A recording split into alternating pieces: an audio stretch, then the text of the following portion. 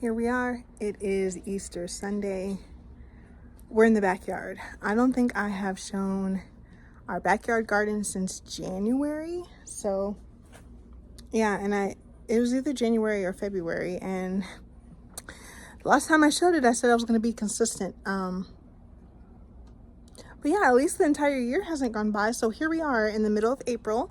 We're going to take a look at how the backyard is growing, and it compared to the last garden tour back here, there's been lots of changes. So stay tuned and let's take a tour.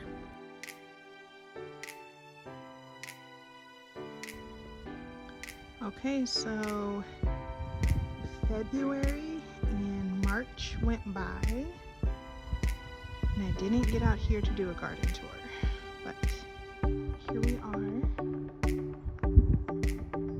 the middle of April. Things are looking good, relatively speaking. Things are really greening up.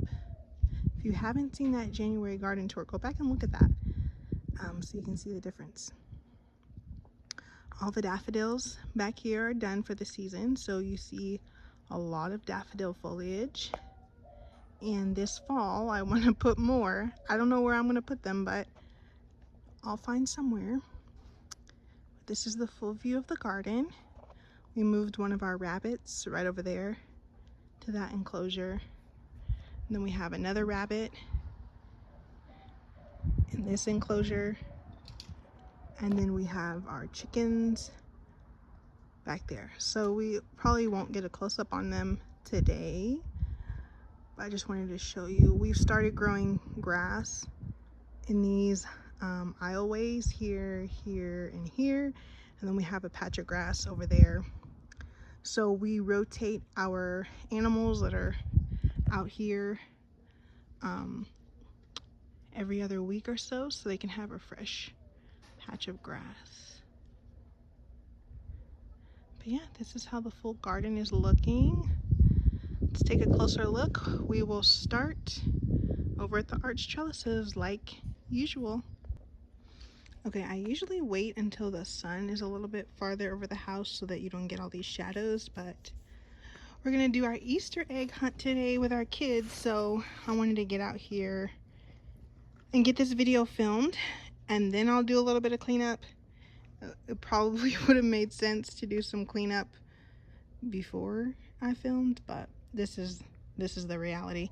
Lots of weeds, there's some trash, and some clutter in the garden, and that just comes with the territory. So I'll do the cleaning after the video. This is how it's looking in reality. We have beautiful artichoke that I got from my friend Christine. And it was one plant, and now it's branched into 3. So now there's 3 artichoke plants here, and lots of peppermint. And that's all that's growing over here, because you can see the peppermint has really taken over this bed. So we'll just go right across the way right here. Okay, right across the way we have our grapevine. It has come alive. It might have still been dormant in January, but it is alive and kicking now. This is its 2nd year in the ground. Last year was its first full year, I believe. And look, we have fruit. Well, the beginnings of fruit anyways. So some here. I'm really hopeful that we will actually get grapes. I didn't prune this or anything. You can see all these clusters of grapes. Excuse me, you can see all these clusters of grapes. And then we have our arch trellis. Once this area gets a little bit longer, I'm gonna kind of weave it back through here so it can continue down the trellis. But yeah, I think this is just gonna be so pretty when it has grown across the whole trellis and we just have all these clusters of grapes hanging down. It's like my dream, so I'm looking forward to that. Lots and lots of new growth on this vine. Okay, here's the other side. We have some sedum here, and daffodils that have finished their season. I interplanted this with some lettuce, and some of the lettuce is starting to go to seed. And then this part of the grapevine is like hanging down, so I'm gonna let this get a little bit longer, and then I'm gonna try to attach it to the trellis. Yeah, that's how this bed is doing. We got a plum tree in this month. We got it from Albertsons, and it was like in one of those small little plastic bags at the roots. This doesn't have a specific variety. It just says assorted plum. So I'm looking forward to seeing what the assortment is. Oh, Santa Rosa. There you have it. It's a Santa Rosa plum. So I need to look up what that variety is supposed to look like. But yeah, so this is year 1 for this plum in the ground. This bed really got entirely overgrown with weeds last year, so you can see the sedums didn't fare too well, and their new growth isn't looking as pretty and uniform as the one over here that did not get choked out by weeds. So this year I think I will probably dig these up. There's one here, here, and here, and I said that last year and I didn't do it, and now they're out of dormancy, so I'm gonna wait until this winter. There's lemon balm here, and I think once I take the sedums out of this bed, the lemon balm will take over, much like the mint did in the other bed. And then there's a grapevine here. It's the same variety, a green grape as the other one. But like I said, this bed got overrun with weeds and we didn't take very good care of it. So look at the huge difference between this grapevine and the one over there. And these were the same exact size when we put them in.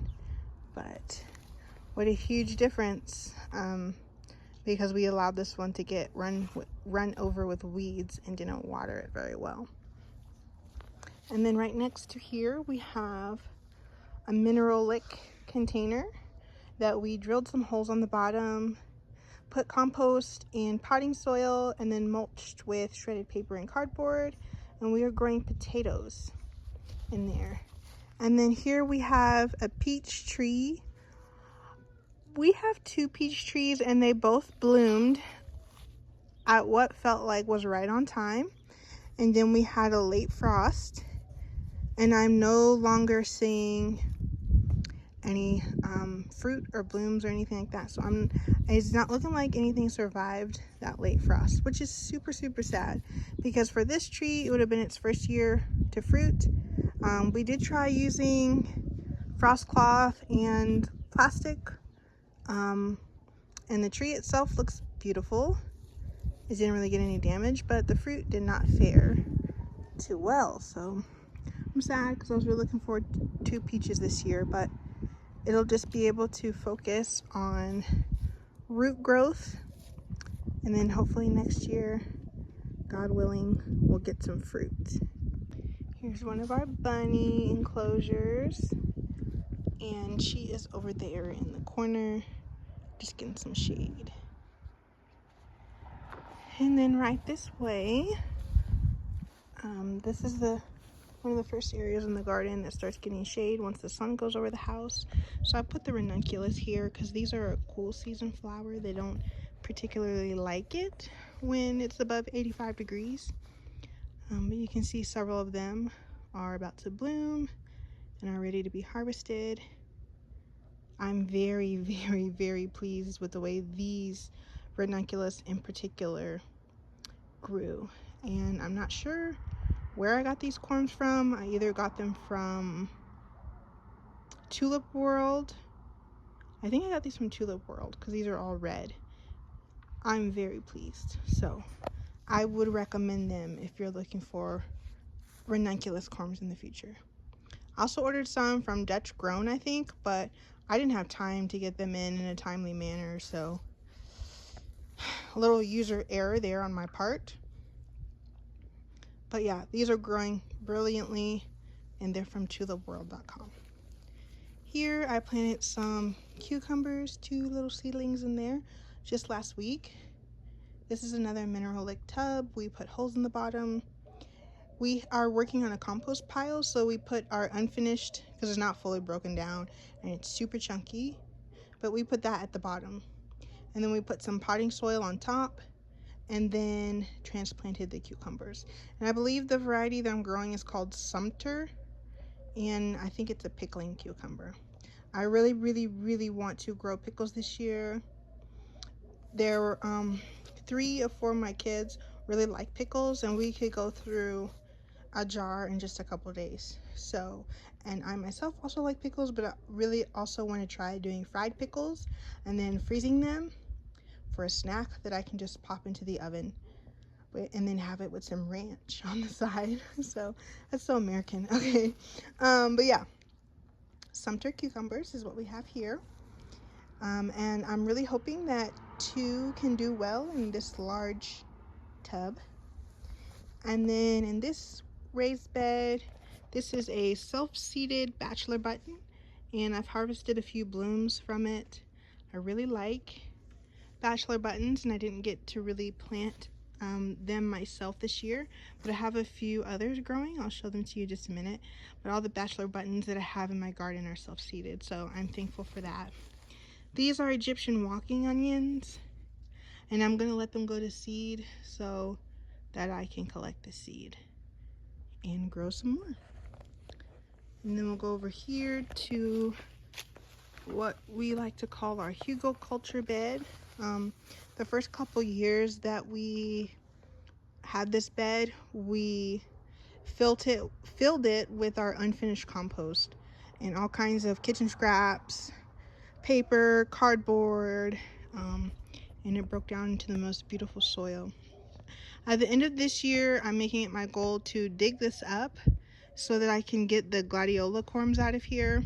I want to put them somewhere else because this soil settles a lot year to year, and I'd like to just be able to fill it with more of the unfinished compost at the end of this year. So there's a lot of weeds over here, which is Bermuda grass.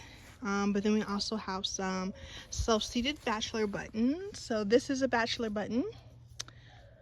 There's bachelor buttons over there. This tall foliage right there is gladiola, and I actually had most of this bed filled with gladiola, and I think some of them may have rotted or dried out to the point where they weren't able to rejuvenate because I did not take care of this bed last year. But my goal is to take better care of it this year, so that means that I'm gonna have to come out here and weed at some point soon.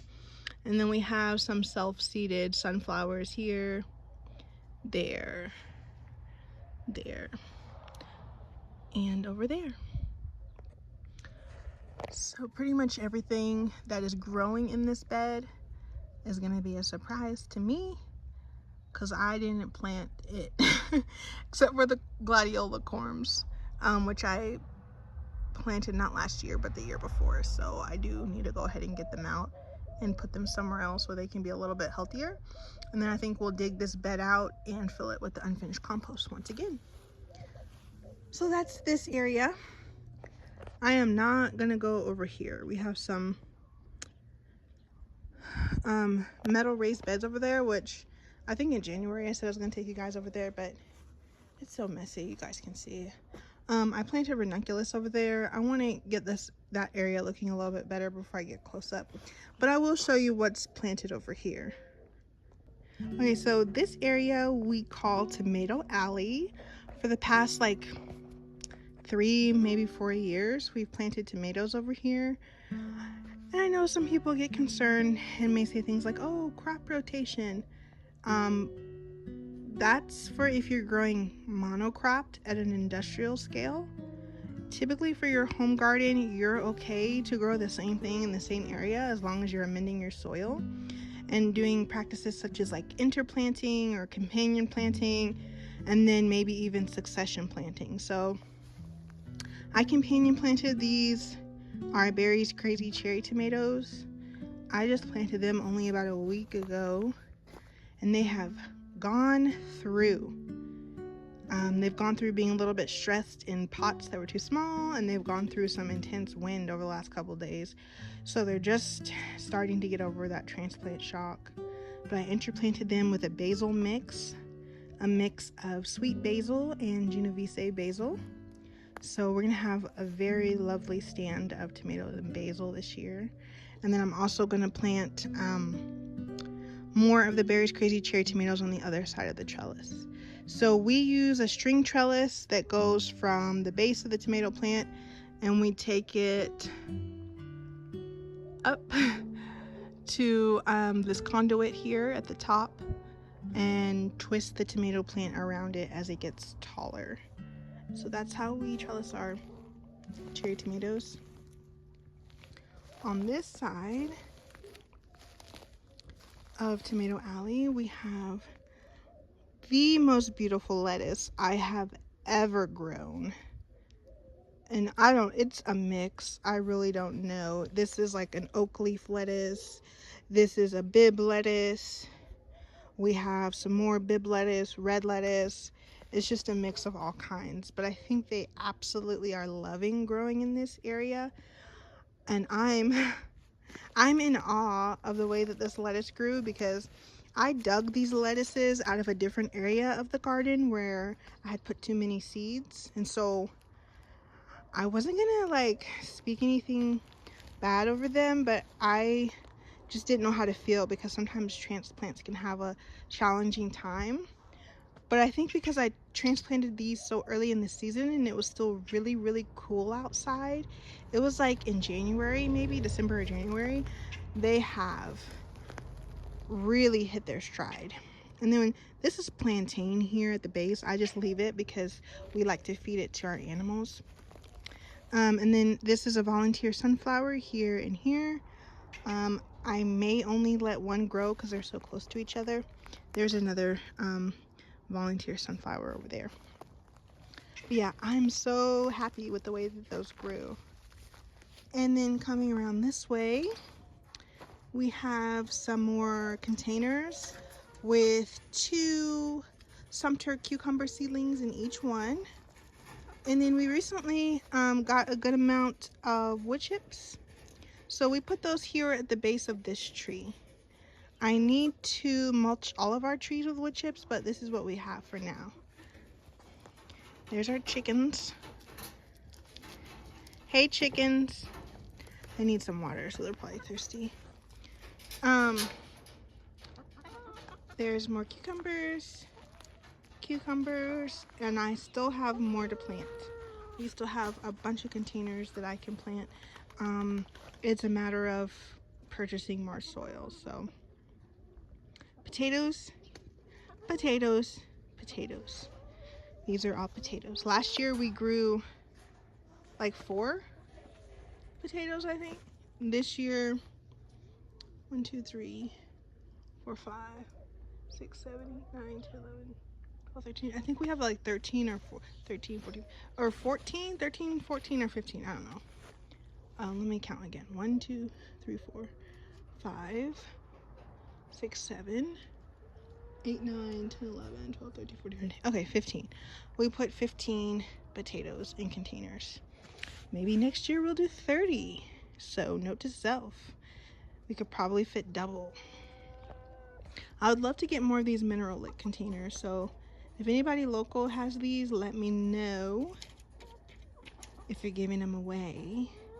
I'll pay for them from time to time, but if I can get a good deal, I'd like to get a good deal.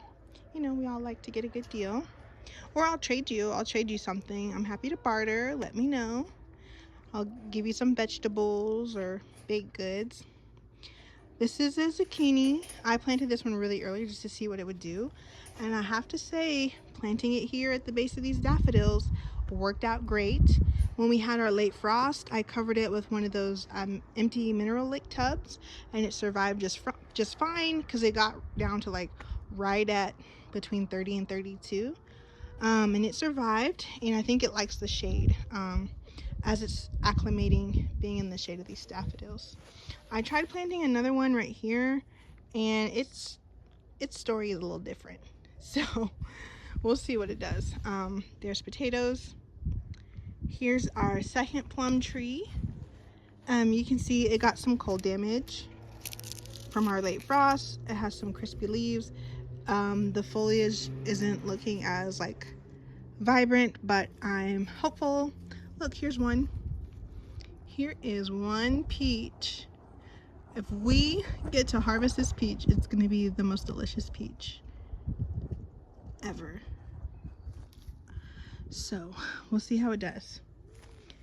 Hopefully it'll size up so we can at least enjoy one peach from our garden this year, but you guys can see the foliage. So that was a total bummer. I think next year if we get another late frost, I'm not even gonna cover it, because I don't really know if it did anything. I forgot to show you guys on this side of Tomato Alley, we have a bunch of garlic. And then in between these garlic, I put green beans. Green beans can be kind of finicky for me, so we'll see what they do. If this stand doesn't come up soon, then I might just try starting some green beans in a cell tray. Sometimes they can just be hit or miss for me because we mulch so thickly.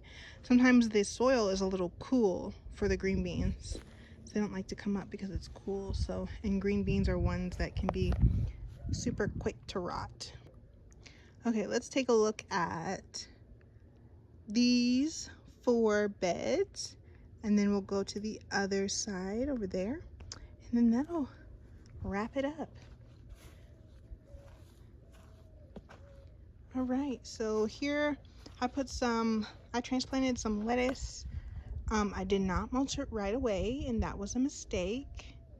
Or I did mulch it right away, but it wasn't as heavily as it should have been, and then I wasn't consistent with watering, so several of the leaves are burnt, but I'm gonna let it keep doing its thing. It's starting to bounce back.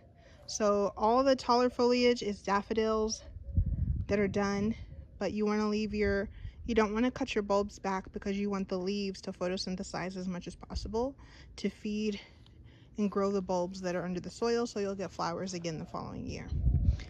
So because those are just sitting there, I don't want to waste the space, so that's why I interplanted the lettuce there. But I think the sun right here is pretty intense. This bed gets some of the most sun throughout the day, so the lettuce is a little challenged being right there. I might try to put peppers there next year. Actually, I will definitely. So note to self, put peppers in between those daffodils next year. I think they'll love it, because I grew jalapeno over here last year. These are More Berries Crazy Cherry tomatoes. These ones weathered through the cold temperatures. They got some cold damage, so you can see some browning on them. Some of them this one lost its top, but usually tomatoes will put off side shoots, also known as suckers. So I'm hopeful that this one will put off some suckers and it'll be fine. Might be a little bit stunted, but my goal this year is to just have so many tomatoes in the garden that it won't make a difference. These are snap peas and what am I trying to say? Snap peas and snow peas. I mixed the seeds together, so I just have those all together. And then here on this side, this is another mix of snap peas and snow peas, daffodil foliage, and then I planted some sunflowers at the base. I was not expecting these peas to get this bushy. They are pushing the sunflowers a little bit, and they're just gonna have to deal with it for the time being. These ones, just like, that's the first set of flowers right here. So this is abnormal for me to see peas get this tall and not have put on any flowers yet. So what I'm thinking is there's probably a good amount of nitrogen here, because sometimes if you're waiting for a fruit on your plant and it's taking a while, but it's very, very leafy and very, very green. It might be because your soil is high in nitrogen. All right. But I think the tomatoes are loving it because I have another set of Berry's Crazy Cherry over here. And I think that they also appreciate this shade midday. So you can see these ones. This is a Berry's Crazy Cherry. Look at all these flowers. I pinched off like the first 2 to 3 sets of flowers. And I do that for all of my tomato plants until I can get them in the ground. I was a little bit hesitant on whether or not I was gonna let these flowers do anything, but I mean, there's just so many. I think this tomato is ready. It's ready to start making fruit, so I'll shake these from time to time. Tomatoes are self-fertile. You don't need pollinators to pollinate your tomato plants, although it does help. If your tomato plants are taking a while to set fruit, you can just come through and shake them. Tomato flowers have the boy part and the girl part in one flower, so all you have to do is shake it hard enough to get the pollen to fall within itself to fertilize. Okay, so I've seen people say, oh, you use a Q-tip and swirl it around, and you don't have to do that, because if you look, there's not even anywhere to swirl it around really. It's like enclosed. Okay, so just shake it. Shake it, shake it, shake it, and that will pollinate your tomato plants. If it is above 90 to 95 degrees, that can make pollen go sterile, so that could be a reason why your tomatoes may not be setting fruit if you're somewhere where the temperature is that high. It is like that for us in the summer, so that's why I'm not going to pinch off these flowers, because we're in this high 60s, lower 70s right now, but it'll be hot by like May, so I'm gonna go ahead and see if these will do anything, see if I can get any fruit before June or July. Okay, here we go with these last 2 beds on this in the middle section. We have garlic, more garlic, interplanted with lettuce. I have not kept up with this bed very well. I think the compost that we use in this bed had a lot of grass seed, so it's been taken over by grass quite a bit, and I didn't really want to deal with it. So these peas are not doing as well as they could, but they're doing something. And then we have some lettuce here that really needed to be thinned, and I never did. So those are struggling a little bit. And then we have the garlic, but probably within the next 2 weeks, I'm going to come through and see all this grass here? This should be the edge of the bed. Like, you should be able to see mulch or soil here. And I'm gonna come clean that up in the next week or 2. Here's our other bunny. This is Easter Bunny. We've had her for a while now. The kids named her Easter when we first got her. She wants a treat, I think. But we keep a shade cloth because bunnies need to stay cool. And since we don't let them dig in the soil to make burrows so that they can stay cool, we try to keep them in the shade. This garlic, this was the first garlic that I put in the ground. And I'm growing soft neck garlic for anyone who is wondering. And the reason why I grow soft neck is because it stores for longer and it does a little bit better in warmer temperatures. We are in zone 8A, so it gets warm here. And soft neck garlic just does better. This garlic is acclimated. I've been growing this garlic since maybe 2021, maybe, or 2022. It's been at least 3 years. So this is Alamogordo garlic now, but it's an Italian variety. And then I tried planting some tomatoes, red cherries, against this trellis. They froze. I didn't cover them well enough when we had our cold snap, so some of them are trying to come back, but there's supposed to be one right there and it's completely gone, so I'm going to replace it with some cherry tomatoes I have in the greenhouse. We have some mums here.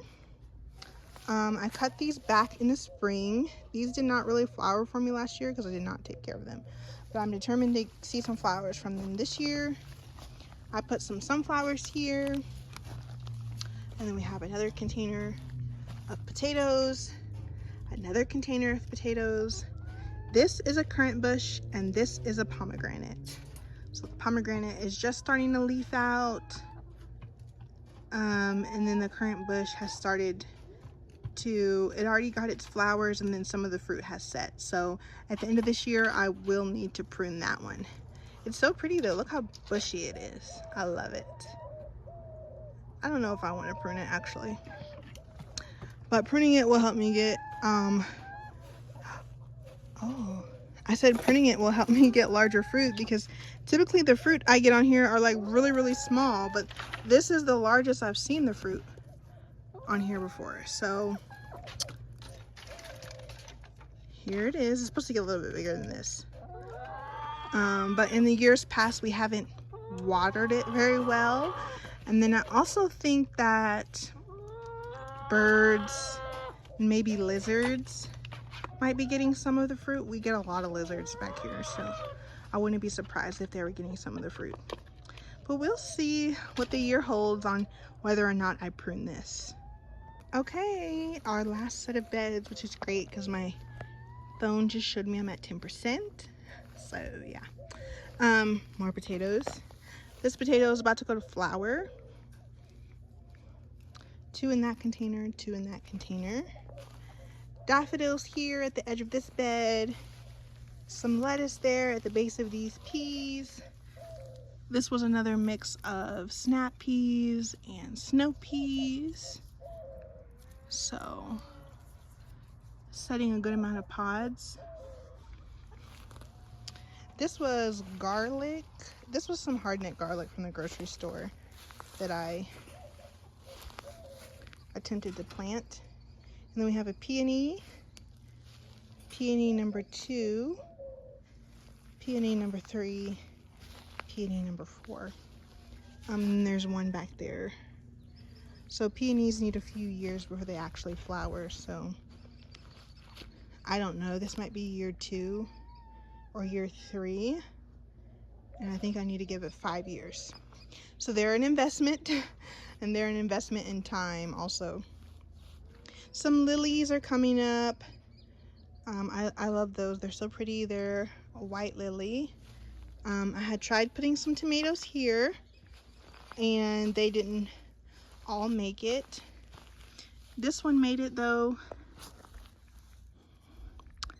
So you can see the flowers. Some of these flowers, so this is dried up. This didn't set any fruit. They've probably just been a little bit too stressed to set any fruit. There might be one in there, but I went 11 days without watering back here, just because my schedule got crazy. But I watered yesterday. You can see the soil has some moisture in it, and then I wanna mulch these really a lot more. They're mulched really well. There's at least like 2 to 3 inches of mulch, but I think I could put another like 2 inches. And then I'm gonna replace the tomatoes that were supposed to be here that we lost in the frost. A stand of lettuce. This is about to be done. I've harvested off of this like 2 or 3 times, and some of it's starting to get that center stalk to go to seed. And we had some daffodils planted under there. We have some anemones here at the edge. And anemones are also a cool season flower. Once it gets too warm, they're done. But their foliage is just now starting to look really good. So we'll see. These were coming up in a different bed, so I actually just transplanted them over here once I saw them coming out of dormancy. And I'm debating whether or not I should dig these up at the end of their season, store them, and then replant them. Because these just stayed in the ground last year, and they came back all right. So we'll see. I don't know. We'll see how I'm feeling at the end of that season. daffodils that are done. And then I planted, let me come back on this side so my shadow is not in the way. More cucumbers, cucumbers, cucumbers, cucumbers, cucumbers. I'm growing a lot of cucumbers because I'm determined for this to be a good cucumber year. Like I said, I couldn't get any to grow last year, and I really want to make our own homemade pickles. So I'm gonna put cucumbers in every single place that I possibly can. So we shall see. I sometimes have issues with pill bugs eating the cucumber seedlings, but I've been putting black plastic pots around them in the evening to mitigate that. So far, so good. Okay, so that's how things are looking. I am now going to straighten up a little bit so we can set up for our kids' Easter egg hunt. And that's all I got to show you guys today, and my goal is to be back in May. But I'm also going to come back in a week or two to show you the front yard for April. So in the meantime, keep learning and keep growing.